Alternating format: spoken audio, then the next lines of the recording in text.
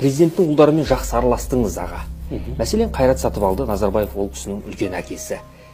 Ердоғанның ұлымен жақсы қарым-қатынастасыз. Ал Қасым-Жомарт Тоқаевтың ұлы Тимур Тоқаевпен араласасыз ба сіз? Көрмеген адам араласам десе араласар едім, сізді болса. Стамбулда атақты қазақ Мұстафа Өзтүрік жатыр. Басына барып Құран оқып зиярат еттіңіз бе? Жақпын, менің немде жоқ нәрсе. Мола аралау деген нәрсе менің әдетімде жоқ нәрсе. Елімізде сәләфизм, уахабизм идеологиясына ресми тыйым салынса, Ешқашан салынатын болса егер, ешқашан сал. сіз қарсы шығасыз ба демейсіз? Сәләфизм деген не? Соған сұрақ жауап берсе мен айтайын сосын. Сәләфизм деген не? Сіз жауап беріңізші. Сен ештеңені Ешкім қыз зорлады деп жатқан жоқ қой. Бұл жерден Каусар Travel деп жатыр, шешесін тіке көмді деп жатыр, қару-жарақ деп жатыр. Енді сосын ән ұрлады деп жатыр. Ән ұрлады. Шешесін өлтірді деп жатыр. Иә, енді. Осының бәріне сен нанам дедің. Жоқ, нанға